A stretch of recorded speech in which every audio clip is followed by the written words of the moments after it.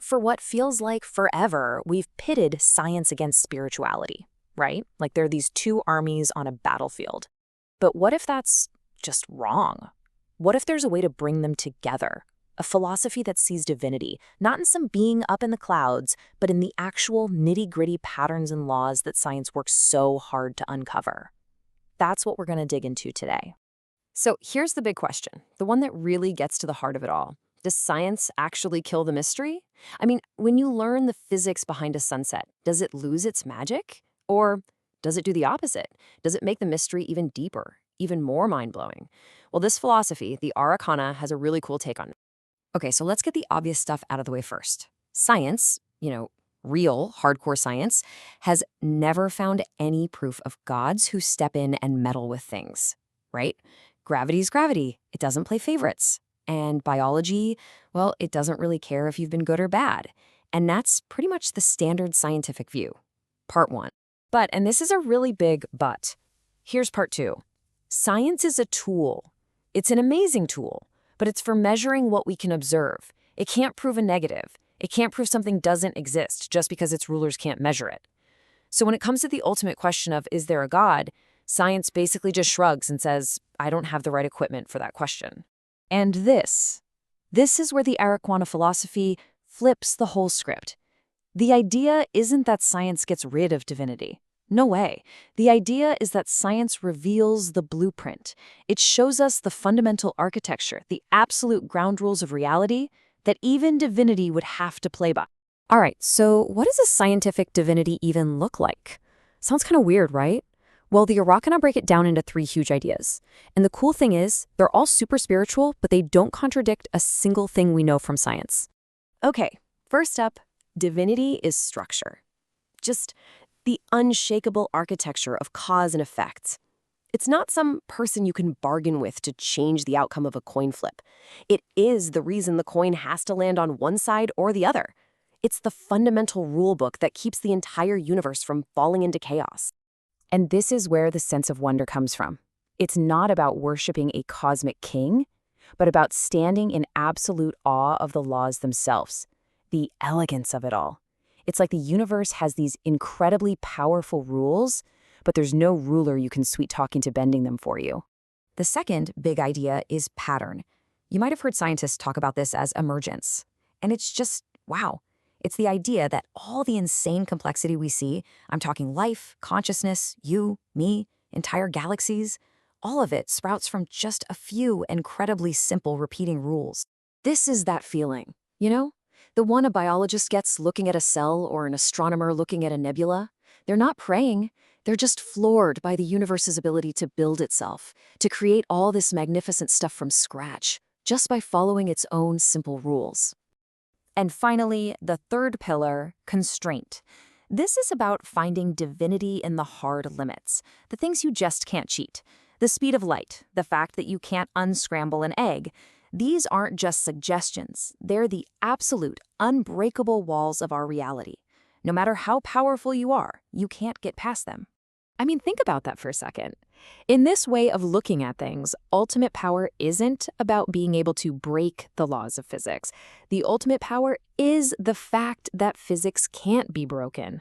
Divinity isn't above the rules. Divinity is the rules. Okay, that's all pretty mind-bending stuff, but how does it actually work in practice? Let's put it to the test. Imagine a classic showdown. Someone claims they have supernatural powers, and someone else asks for proof. This is where the rubber really meets the road for this philosophy. So, picture the scene.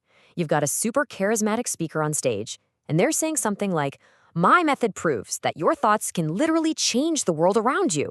If you just believe hard enough, the laws of physics will bend for you. And the crowd is eating it up. It sounds amazing. But then, someone from the Arreqqana school of thought steps up. They don't argue. They don't shout about belief. They just ask a simple, quiet question. Show us the measurements. Because, look, if it's a real force with a real effect, then you should be able to measure that effect. Simple as that. And here it comes, the classic escape hatch. The presenter says something like, but the very act of measuring it disrupts the energy. Your skepticism is making it not work.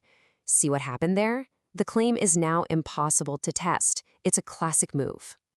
Now, this next part is so important. The Arreqqana response isn't, "You're a liar." Instead, it's this incredibly respectful reframing. They say, okay, so what you're describing isn't a force that changes matter. What you're describing is a feeling. They're not denying the person's powerful internal experience, they're just classifying it correctly. And then comes the final judgment, based on their clear set of rules. The claim fails, not because of some dogma or closed-mindedness, but because it actively ran away from the most basic tests of what's real. They refused to measure it, they avoided letting anyone else try it, and they denied the consequences. And that really gets to the core of it all, doesn't it? If your idea of divine is based on the actual real universe, then you're not afraid of people looking closer. In fact, you want them to. The closer you look, the more amazing it gets. It's only illusions that are afraid of the spotlight. So that whole back and forth we just imagined, that wasn't just random. It's actually based on a formal system they use to check out any claim, whether it's spiritual or just, something you read online. It's called the 5-gate trial of coherence. It's a really straightforward process that takes an idea from being just a fuzzy thought to something you can actually test. First gate, definition. What are you actually claiming? Be specific. Second gate, mechanism. Okay, how is it supposed to work? Third, evidence. What effects can we actually see or measure? Fourth, and this one's huge, replication. Can other people do it and get the same result? And finally, gate 5, consequence. What's the damage if you're wrong and people believe you? It's basically a toolkit for thinking clearly, and man, is it useful for cutting through all the noise out there today. Okay, so we've talked about the scientific idea of divinity, we've seen how it handles pseudo-science, and we've got the 5 gates. Now let's tie it all together into one simple, powerful image, the Coherence Triangle. Think of this as a map for a sane and balanced way of looking at the world. Over on the left, you've got science. That's all about observation, measurement. It tells us what's real. On the right, you've got divinity. That's about finding order and wonder in what's real. And down at the bottom, ethics. That's about how we choose to act in that reality. But the most important part is right there in the middle, coherence. It's the idea that for a belief or an action to be truly sound, it has to connect all 3. Your actions have to line up with what science shows as real and with the values your ethics are built on. And this little chart here just lays it all out perfectly. Look at the goals. Science wants to describe reality. Spirituality wants to find meaning in reality. But pseudoscience? It just wants authority. And look at what happens when they're wrong. Science says, oops, my theory was wrong, time for a new one. Spirituality says, I need to reflect on this. Pseudoscience just digs in its heels and says, nope, you're all wrong, I'm right. It's a huge difference. So let's circle all the way back to where we started. Does science kill mystery? And the Arreqqana would say, absolutely not. If anything, it makes the mystery better. It sharpens it. Seriously, learning about things like quantum mechanics or dark energy doesn't make the universe seem smaller or more boring. It makes it weirder and way more awesome than any story we could have ever made up. When you boil it all down, this whole philosophy is saying that divinity isn't something you're supposed to just believe in on blind faith. It's what you discover when you get really serious about paying attention. When you strip away all the wishful thinking and illusions, it's the real, mind-blowing architecture of everything. So in the end, the question isn't, do you believe? The real question is, are you brave enough to actually look?